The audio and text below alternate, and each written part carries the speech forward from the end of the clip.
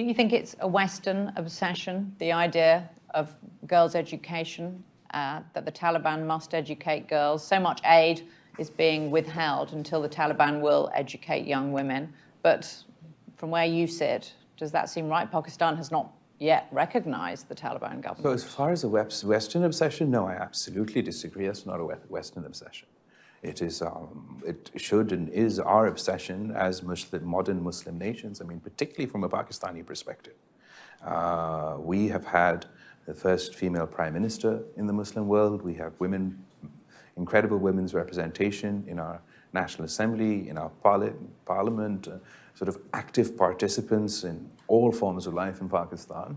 And I believe perhaps more so than the United States. The onus lies on Muslim countries, including Pakistan, but other Muslim countries, that we too, in our engagements with Afghanistan, should emphasize on the importance of women's education and women's rights. So I absolutely don't believe that it's a Western obsession. But as far as withholding assistance, engagement, or aid, as a result of this topic, I believe that is counterproductive, and I'll explain why. I believe that it has been seen throughout the course of history, particularly in theocratic states, autocratic states, that when the times are tough, when the people are hungry, that they tend to grasp onto cultural issues, religious issues, and you see a reversal in rights. The people of Afghanistan are facing a humanitarian and economic crisis. And the more severe this humanitarian and economic crisis becomes, I believe, unfortunately, we will see them moving away rather than towards women's rights. So you think the West should give aid to Afghanistan because it will make the situation even worse in Afghanistan if there isn't aid? A viable economy is not one that relies totally on aid, and whether it was before the Kabul regime, the new regime took over in Afghanistan, during the last regime, a lot of their economy stood on the basis of that foreign aid. So I'm not going to say as far as aid is concerned, but we should all work together, particularly the international community, to avoid a complete economic collapse in Afghanistan. For the reasons that I said, that I honestly feel that if the economic situation continues to get worse and worse, you'll see less rights for women in Afghanistan. You might see a reversal to, heaven forbid, what the situation was like in the 1990s with floggings and amputations and such. So it is in our interest, it's in the people of Afghanistan's interest, it's in the interests of the women of Afghanistan that we all work together to ensure that their economy doesn't face a total collapse and we mitigate this humanitarian disaster. I have two questions for you, and then I'm going to open it up to the floor. But the first one is just about yourself and your history. Your grandfather was Prime Minister of Pakistan and was hanged. Your mother was Prime Minister and was assassinated. Your father was the President of Pakistan. This is an extraordinary political lineage.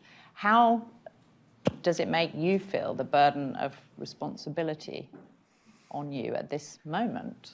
There's absolutely a burden of a responsibility and a legacy, but something that my mother used to always say, and I often repeat, is that she didn't choose this life, it chose her. And in many ways, I feel that's the same for me. It's not something that I actively went out and sought at the age of 19. But unfortunately, following my mother's assassination, I was propelled into this profession. And my memory of her is what drives me, what inspires me, is the drive to fulfill her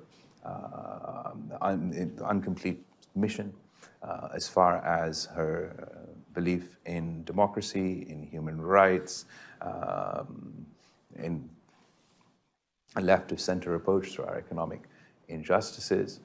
So that's what sort of motivates us going forward, despite the incredibly difficult history of my family and of Pakistan.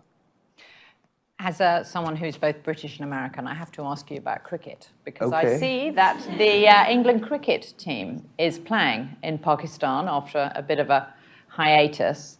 What is the global significance, though, of the fact that we have this cricket match happening? What does it say about Pakistan? What's the message I there? think that it's a fantastic message, and obviously if we hadn't been distracted by the flooding and everything else, this would be the biggest news For sure. back home as well as over here. I think it says a lot. It says a lot about where Pakistan is today, that we're not the same Pakistan from the sort of 2000, post-2001 all the way till 2013, and the issues of terrorism, extremism, sort of the almost weekly terrorist attacks that we were facing, the law and order situation, the difficulties that we were facing. That's no longer the picture of Pakistan today. We have overcome domestically to a large extent the number of terrorist attacks that were taking place, and that's why teams like your team is visiting our country today. So I think in that context, it sends a very strong message. Foreign Minister, thank you very much. I'd like to thank you so much for that, and I'd like to invite our members to join the conversation, both here and remotely. Just a reminder that this meeting is on the record, and we'll start by taking questions here. Sir.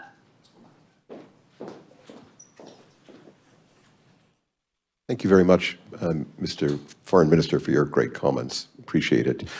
20 years ago, my wife and I were invited to come to Pakistan for the wedding of a wonderful man who's now the CEO of your second largest bank. Okay. He used to work for me. His name is Shahzad Dada. I see. And Shahzad was a wonderful colleague in banking here in New York. And just days before the wedding, I had to call him up and say, Shahzad, we obviously cannot come. His wedding was in late September of 2001. I see. Right. And he said, of course, you and Teresa cannot come, and we're devastated, and I hope we'll see you soon in Pakistan. Last week, Shahzad came to see me in New York, and he said, I always want to come see you when I'm in New York, so can you see me? And I said, yes. And he said, well, can you come to Pakistan now? And I said, yes. But here is my question for you. What should we expect, or and how should we educated Americans think about Pakistan's world and center, if you can discern the center of its role and desires for position with the United States, with Europe, and in what we might loosely refer to around here as world order? Where is Pakistan now? In 2 minutes. First of all, I really do hope you get a chance to come to Pakistan. That would be fantastic. Okay, I think that what Pakistan wants to be, where we want to see Pakistan, is as a modern, responsible, modern Muslim nation playing its responsible role on the world stage. Given the crises we face at the moment, and this is my honest opinion, even though we're on the record, that this is not a time for the conflict and tensions that we are seeing develop all over the world. And it's not just now. I really truly feel that history will judge this time, judge us all for our conduct during this time quite harshly. We faced the existential threat of a global pandemic, the worst in 100 years. We're facing climate catastrophe that more than a talking point is a new apocalyptic reality for countries such as myself. And what does it say about humanity? That at a time when we are faced with not one, but multiple existential threats, we chose instead to go to war in Europe. We see increasing tensions, unfortunately, even in our part of the world. So the role I would like to see, or my generation would like to see, Pakistan playing going forward would be one of a bridge rather than one that divides or aggravates these divisions. And particularly in the context of my region, Pakistan in the past has also played a bridge between the United States and China. And even though things are looking difficult as we speak, I do hope we can play that role once again. Because honestly, what I would have hoped to see when we were facing the initial shock of COVID would have been the President of the United States and the President of China standing side by side, saying that we as humanity will overcome. And unfortunately, that's not what we saw, and it's not what we're seeing today.